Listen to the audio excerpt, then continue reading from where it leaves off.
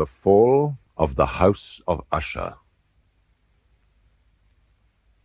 During the whole of a dull, dark, and soundless day in the autumn of the year, when the clouds hung oppressively low in the heavens, I had been passing alone, on horseback, through a singularly dreary tract of country, and at length found myself, as the shades of the evening drew on, within view of the melancholy house of Usher. I know not how it was, but with the first glimpse of the building, a sense of insufferable gloom pervaded my spirit. I say insufferable, for the feeling was unrelieved by any of that half-pleasurable, because poetic, sentiment with which the mind usually receives even the sternest natural images of the desolate or terrible. I looked upon the scene before me, upon the mere house, and the simple landscape features of the domain, upon a few rank sedges, and upon a few white trunks of decayed trees, with an utter depression of soul which I can compare to no earthly sensation. What was it, I paused to think, what was it that so unnerved me in the contemplation of the house of Usher? It was a mystery all insoluble, nor could I grapple with the shadowy fancies that crowded upon me as I pondered. I reined my horse to the precipitous brink of a black and lurid lake that lay in unruffled lustre by the dwelling, and gazed down, but with a shudder even more thrilling than before, upon the remodelled and inverted images of the grey sedge, and the ghastly tree stems, and the vacant and eye-like windows. Nevertheless, in this mansion of gloom I now proposed to myself a sojourn of some weeks. Its proprietor, Roderick Usher, had been one of my boon companions in boyhood, but many years had elapsed since our last meeting.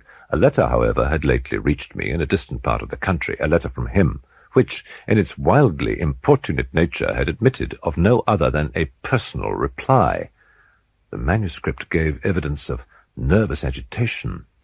The writer spoke of acute bodily illness, of a mental disorder which oppressed him, and of an earnest desire to see me as his best and indeed his only personal friend, with a view of attempting, by the cheerfulness of my society, some alleviation of his malady.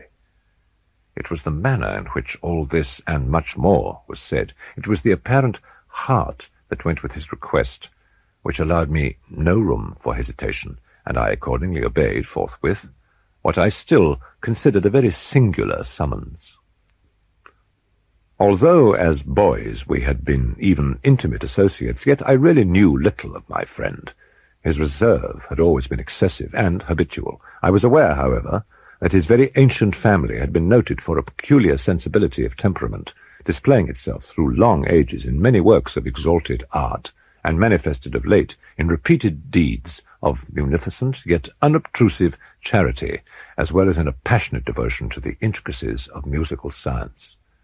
I had learned, too, the very remarkable fact that the stem of the Usher race, all time-honoured as it was, had put forth at no period any enduring branch. In other words, that the entire family lay in the direct line of descent, and had always, with very trifling and very temporary variation, so lain. It was this deficiency I considered, while running over in thought the perfect keeping of the character of the premises with the accredited character of the people, and while speculating upon the possible influence which the one, in a long lapse of centuries, might have exercised upon the other, it was this deficiency, perhaps, of collateral issue, and the consequent undeviating transmission from sire to son of the patrimony with the name, which had at length so identified the two as to merge the original title of the estate in the quaint and equivocal appellation of the House of Usher, an appellation which seemed to include in the minds of the peasantry who used it both the family and the family mansion. When I again uplifted my eyes to the house itself from its image in the pool, there grew in my mind a strange fancy, a fancy so ridiculous indeed that I but mentioned it to show the vivid force of the sensations which oppressed me. I had so worked upon my imagination as really to believe that about the whole mansion and domain there hung an atmosphere which had no affinity with the air of heaven, but which had reeked up from the decayed trees and the grey wall and the silent tarn. A pestilent and mystic vapour, dull, sluggish, faintly discernible, and leaden-hued. Shaking off from my spirit what must have been a dream, I scanned more narrowly the real aspect of the building. Its principal feature seems to be that of excessive antiquity. The discoloration of ages had been great. Minute fungi overspread the whole exterior, hanging in a fine tangled webwork from the eaves. Yet all this was apart from any extraordinary dilapidation.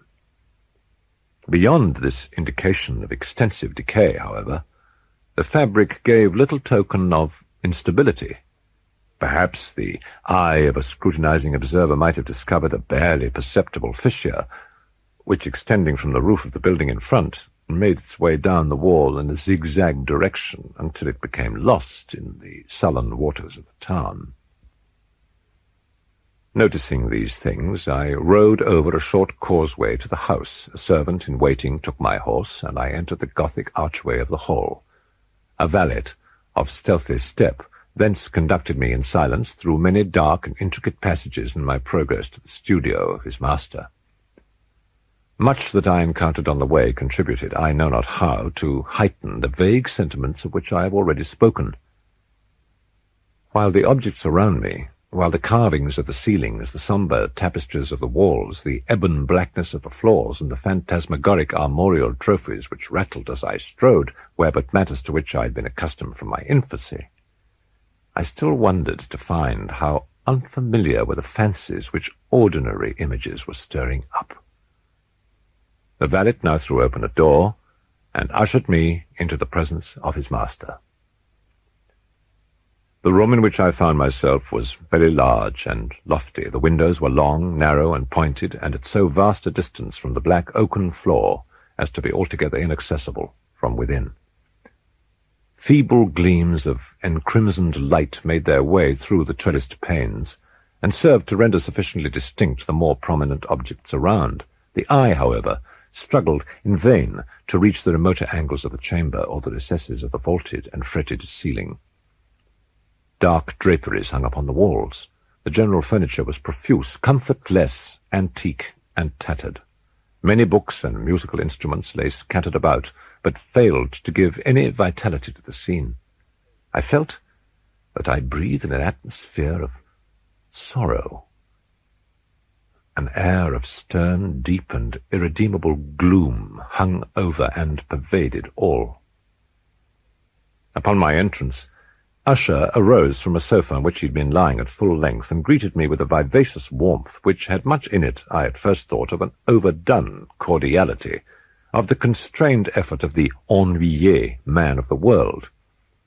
A glance, however, at his countenance convinced me of his perfect sincerity.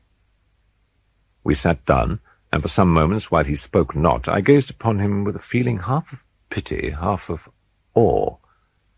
Surely man had never before so terribly altered in so brief a period as had Roderick Usher. It was with difficulty that I could bring myself to admit the identity of the one being before me with the companion of my early boyhood. The ghastly pallor of the skin and the miraculous lustre of the eye, above all things, startled and even awed me. The silken hair, too, had been suffered to grow, all unheeded, and as in its wild gossamer texture it floated rather than fell about the face, I could not, even with effort, connect its arabesque expression with any idea of simple humanity. In the manner of my friend I was at once struck with an incoherence and inconsistency, and I soon found this to arise from a series of feeble and futile struggles to overcome an habitual trepidancy and excessive nervous agitation. His action was alternately vivacious and sullen. His voice varied rapidly from a tremulous indecision, when the animal spirits seemed utterly in abeyance, to that species of energetic concision, that abrupt, weighty, unhurried, and hollow-sounding enunciation, that leaden, self-balanced, and perfectly modulated guttural utterance, which may be observed in the lost drunkard or the irreclaimable eater of opium. during the periods of his most intense excitement. It was thus that he spoke of the object of my visit, of his earnest desire to see me, and of the solace he expected me to afford him. He entered at some length into what he conceived to be the nature of his malady. It was, he said, a constitutional and a family evil, and one for which he despaired to find a remedy. A mere nervous affection, he immediately added, which would undoubtedly soon pass off. It displayed itself in a host of unnatural sensations. Some of these, as he detailed them, interested and bewildered me. He suffered much from a morbid acuteness of the senses. The most insipid food was alone endurable. He could wear only garments of certain texture. The odors of all flowers were oppressive. His eyes were tortured by even a faint light, and there were but peculiar sounds, and these from stringed instruments which did not inspire him with horror. To an anomalous species of terror I found him a bounden slave. "I shall perish," said he. "I must perish in this deplorable folly. In this unnerved, in this pitiable condition, I feel that the period will sooner or later arrive when I must abandon life and reason together in some struggle with the grim phantasm, fear." I learned, moreover, at intervals and through broken and equivocal hints, another singular feature of his mental condition. He was enchained by certain superstitious impressions in regard to the dwelling which he tenanted, and whence for many years he had never ventured forth. In regard to an influence which some peculiarities in the mere form and substance of his family mansion had, by dint of long sufferance, he said, obtained over his spirit. He admitted, however, although with hesitation, that much of the peculiar gloom which thus afflicted him could be traced to a more natural and far more palpable origin, to the severe and long-continued illness, indeed to the evidently approaching dissolution of a tenderly beloved sister, his sole companion for long years, his last and only relative on earth. Her decease, he said with a bitterness which I can never forget, would leave him, the hopeless and the frail, the last of the ancient race of the Ushers. While he spoke, the Lady Madeline, for so was she called, passed slowly through a remote portion of the apartment, and without having noticed my presence, disappeared. I regarded her with an utter astonishment, not unmingled with dread, and yet I found it impossible to account for such feelings. A sensation of stupor oppressed me as my eyes followed her retreating steps. When a door at length closed upon her, my glance sought instinctively and eagerly the countenance of the brother, but he had buried his face in his hands, and I could only perceive that a far more than ordinary wanness had overspread the emaciated fingers, through which trickled many passionate tears. The disease of the Lady Madeline had long baffled the skill of her physicians. A settled apathy, a gradual wasting away of the person, and frequent, although transient, affections of a partially cataleptical character were the unusual diagnosis. Hitherto she had steadily borne up against the pressure of her malady, and had not betaken herself finally to bed, but on the closing in of the evening of my arrival at the house she succumbed, as her brother told me at night with inexpressible agitation, to the prostrating power of the destroyer, and I learned the glimpse I had obtained of her person would thus probably be the last I should obtain, that the lady, at least while living, would be seen by me no more. For several days ensuing, her name was unmentioned by either Usher or myself, and during this period I was busied in earnest endeavours to alleviate the melancholy of my friend. We painted and read together, or I listened, as if in a dream, to the wild improvisations of his speaking guitar.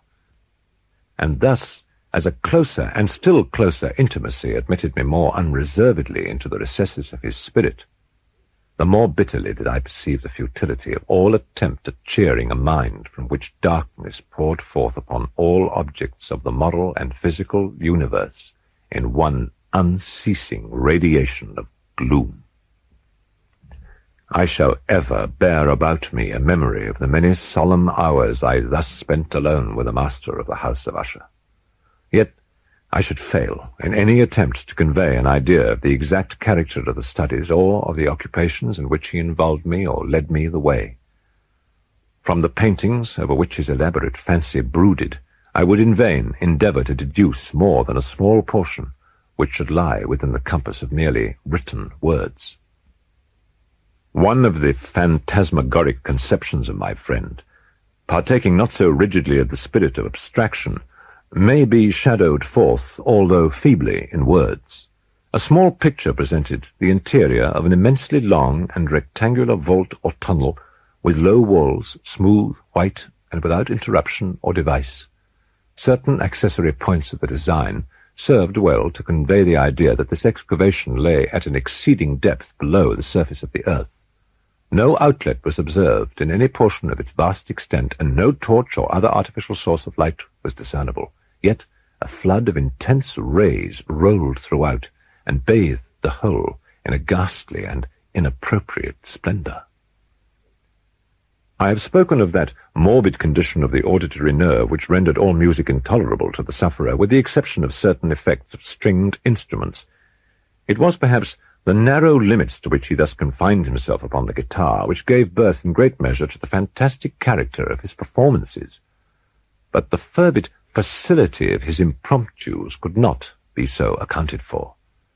They must have been the result of that intense mental collectedness and concentration to which I have previously alluded, as observable only in particular moments of the highest artificial excitement. The words of one of these rhapsodies I have easily remembered. The verses, which were entitled "The Haunted Palace," ran very nearly, if not accurately, thus: "In the greenest of our valleys, by good angels tenanted, once a fair and stately palace, radiant palace, reared its head. In the monarch Thought's dominion it stood there. Never seraph spread a pinion over fabric half so fair. Banners, yellow, glorious, golden, on its roof did float and flow. All this was in the olden time long ago. And every gentle air that dallied in that sweet day along the ramparts plumed and pallid, a winged odour went away. Wanderers in that happy valley, through two luminous windows, saw spirits moving musically to a lute's well-tuned law round about a throne, where, sitting, Porphyrogeny, in state his glory well befitting, the ruler of the realm was seen. And all with pearl and ruby glowing was the fair palace door, through which came flowing, flowing, flowing, and sparkling evermore a troop of echoes, whose sweet duty was but to sing, in voices of surpassing beauty, the wit and wisdom of their king. But evil things, in robes of sorrow, assailed the monarch's high estate. Ah, let us mourn, for never morrow shall dawn upon him desolate. And round about his home, the glory that blushed and bloomed is but a dim remembered story of the old time, entombed. And travellers now within that valley, through the red litten windows, see vast forms that move fantastically to a discordant melody, while, like a rapid, ghastly river, through the pale door a hideous throng rush out forever and laugh, but smile no more. I well remember that suggestions arising from this ballad led us into a train of thought wherein there became manifest an opinion of Usher's of the sentience of all vegetable things. But in his disordered fancy, the idea had assumed a more daring character and trespassed under certain conditions upon the kingdom of inorganization. I lacked words to express the full extent or the earnest abandon of his persuasion. The belief, however, was connected with the grey stones of the home of his forefathers. The conditions of the sentience had been here, he imagined, fulfilled in the method of collocation of these stones, in the order of their arrangement, as well as in that of the many fungi which overspread them, and of the decayed trees which stood around, above all, in the long, undisturbed endurance of this arrangement, and in its reduplication in the still waters of the Tarn. The evidence of the sentience was to be seen, he said, and I here started as he spoke, in the gradual yet certain condensation of an atmosphere of their own about the waters and the walls. The result was discoverable, he added, in that silent, yet importunate and terrible influence which for centuries had moulded the destinies of his family, and which made him what I now saw him, what he was. Such opinions need no comment, and I will make none. One evening, having informed me abruptly that the Lady Madeline was no more, he stated his intention of preserving her corpse for a fortnight previously to its final interment in one of the numerous vaults within the main walls of the building. The worldly reason, however, assigned for this singular proceeding was one which I did not feel at liberty to dispute. The brother had been led to his resolution, so he told me, by consideration of the unusual character of the malady of the deceased, of certain inquiries on the part of her medical men, and of the remote and exposed situation of the burial ground of the family. I had no desire to oppose what I regarded as, at best, but a harmless and by no means an unnatural precaution. At the request of Usher, I personally aided him in the arrangements for the temporary entombment. The body having been encoffined, we two alone bore it to its rest. The vault in which we placed it, and which had been so long unopened that our torches, half smothered in its oppressive atmosphere, gave us little opportunity for investigation, was small, damp, and entirely without means of admission for light, lying at great depth immediately beneath that portion of the building in which was my own sleeping apartment. It had been used, apparently in remote feudal times, for the worst purposes of a donjon keep, and in later days as a place of deposit for powder or some other highly combustible substance, as a portion of its floor and the whole interior of a long archway through which we reached it were carefully sheathed with copper. The door, of massive iron, had been also similarly protected. Its immense weight caused an unusually sharp, grating sound as it moved upon its hinges. Having deposited our mournful burden upon trestles within this region of horror, we partially turned aside the yet unscrewed lid of the coffin and looked upon the face of the Lady Madeline. A striking similitude between the brother and the sister now first arrested my attention, and Usher, divining perhaps my thought, murmured out some few words, from which I learned that the deceased and himself had been twins, and that sympathies of a scarcely intelligible nature had always existed between them. Our glances, however, rested not long upon the dead, for we could not regard her unawed. The disease, which had thus entombed the lady in the maturity of youth, had left, as usual in all maladies of a strictly cataleptical character, the mockery of a faint blush upon the bosom and the face, and that suspiciously lingering smile upon the lip which is so terrible in death. We replaced and screwed down the lid, and having secured the door of iron, made our way with toil into the scarcely less gloomy apartments of the upper portion of the house. And now, some days of bitter grief having elapsed, an observable change came over the features of the mental disorder of my friend. His ordinary manner had vanished, his ordinary occupations were neglected or forgotten. He roamed from chamber to chamber with hurried, unequal, and objectless step. The pallor of his countenance had assumed, if possible, a more ghastly hue, but the luminousness of his eye had utterly gone out. The once occasional huskiness of his tone was heard no more, and a tremulous quaver, as if of extreme terror, habitually characterized his utterance. There were times, indeed, when I thought his unceasingly agitated mind was laboring with some oppressive secret, to divulge which he struggled for the necessary courage. At times, again, I was obliged to resolve all into the mere inexplicable vagaries of madness, for I beheld him gazing upon vacancy for long hours in an attitude of the profoundest attention, as if listening to some imaginary sound.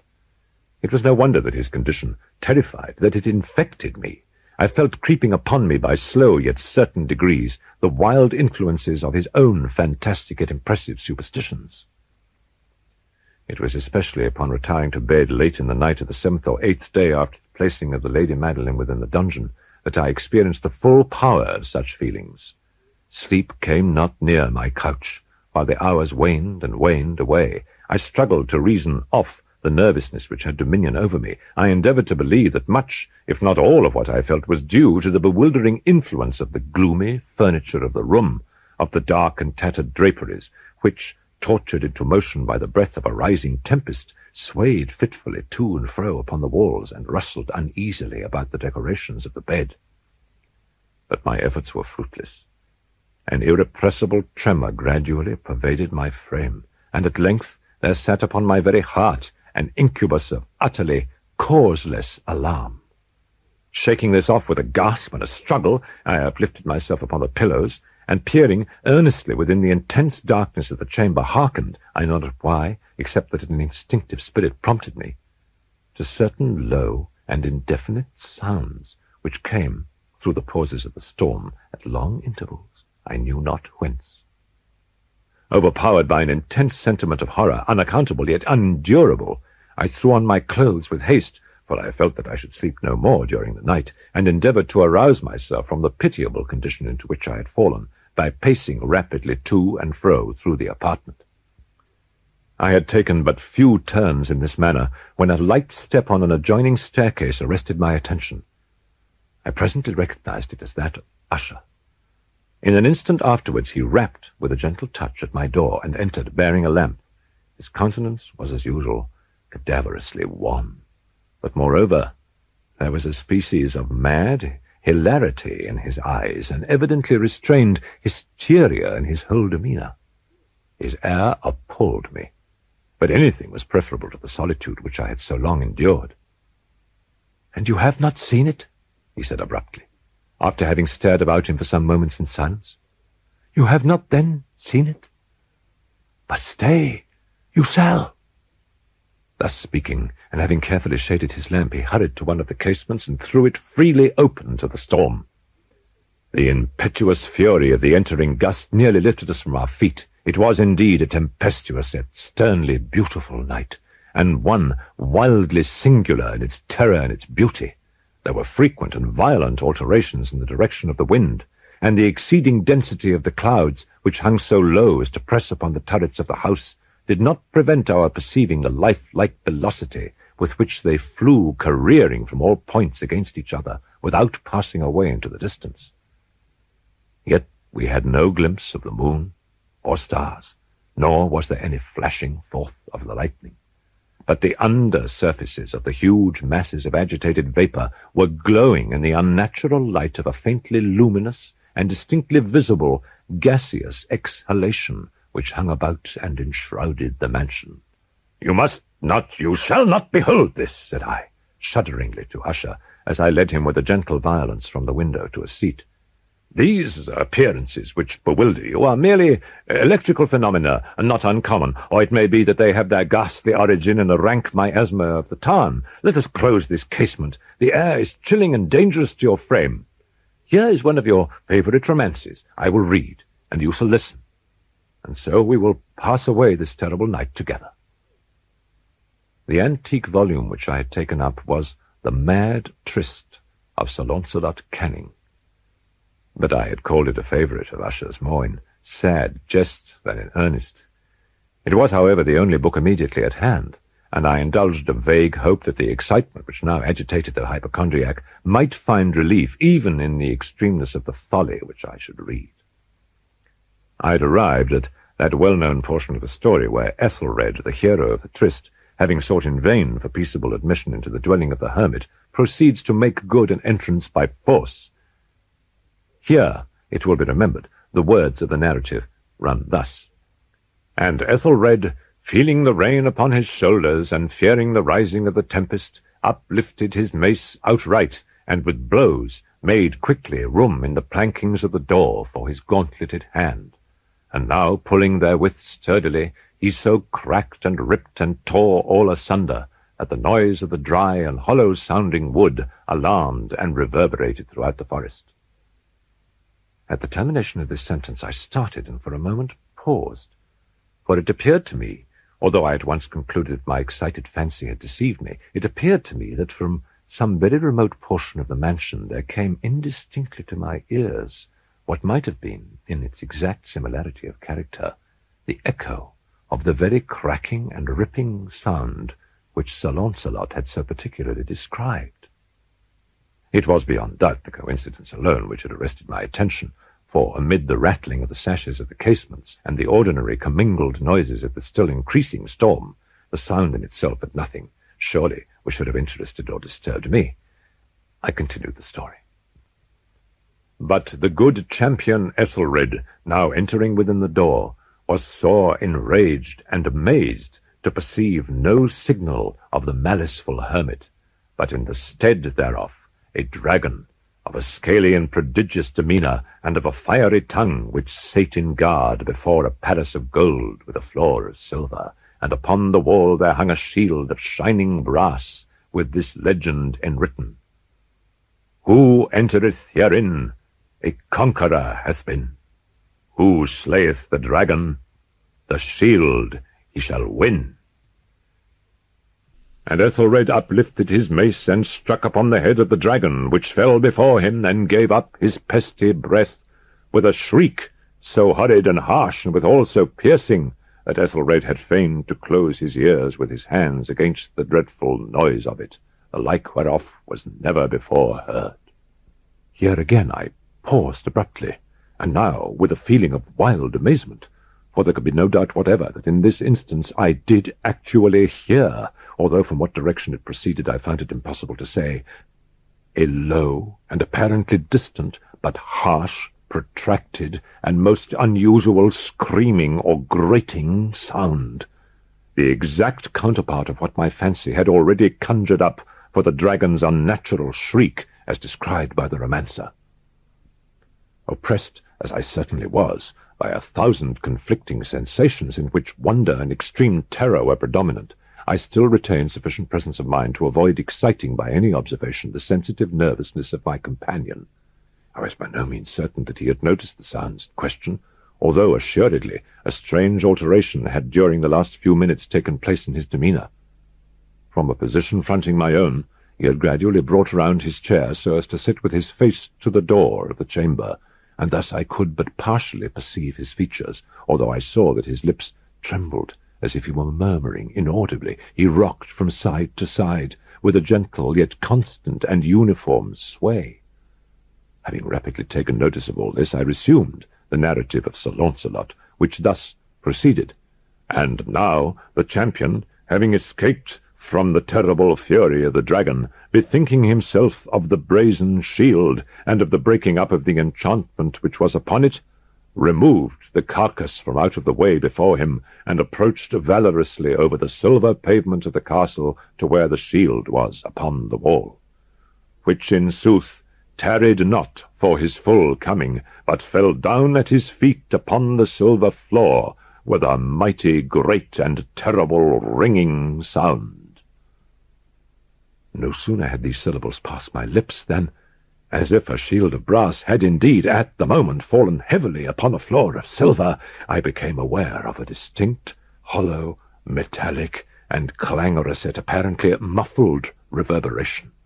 Completely unnerved, I leaped to my feet, but the measured rocking movement of Usher was undisturbed. I rushed to the chair in which he sat.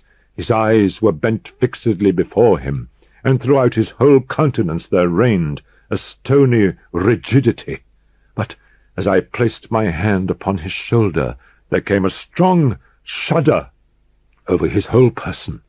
A sickly smile quivered about his lips, and I saw that he spoke in a low, hurried, and gibbering murmur, as if unconscious of my presence.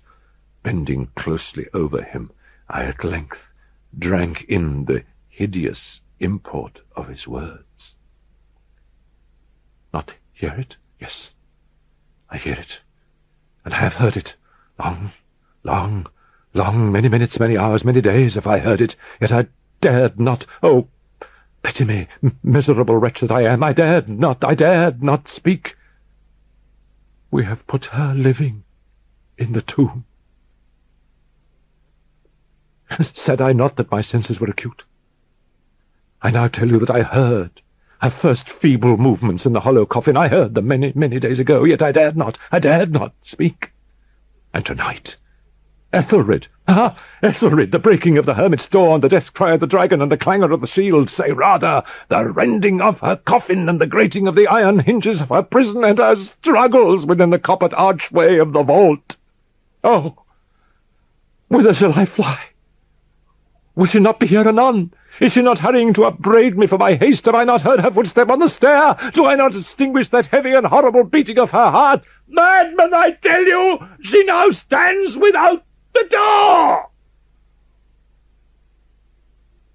As if in the superhuman energy of his utterance there had been found the potency of a spell, the huge antique panels to which the speaker pointed threw slowly back their ponderous and ebony jaws. Without those doors there did stand the lofty and enshrouded figure of the Lady Madeline of Usher. There was blood upon her white robes, and the evidence of some bitter struggle upon every portion of her emaciated frame. For a moment she remained trembling and reeling to and fro upon the threshold, and then, with a low, moaning cry, fell heavily inward upon the person of her brother, and in her violent and now final death agonies bore him to the floor, a corpse, and a victim to the terrors he had anticipated. From that chamber and from that mansion I fled aghast. The storm was still abroad in all its wrath as I found myself crossing the old causeway. Suddenly there shot along the path a wild light, and I turned to see whence a gleam so unusual could have issued, for the vast house and its shadows were alone behind me. The radiance was that of the full setting and blood-red moon, which now shone vividly through that once barely discernible fissure, of which I have before spoken as extending from the roof of the building in a zigzag direction to the base. While I gazed, this fissure rapidly widened. There came a fierce breath of the whirlwind. The entire orb of the satellite burst at once upon my sight. My brain reeled as I saw the mighty walls rushing asunder. There was a long, tumultuous shouting sound like the voice of 1,000 waters, and the deep and dank lake at my feet closed sullenly and silently over the fragments of the House of Usher.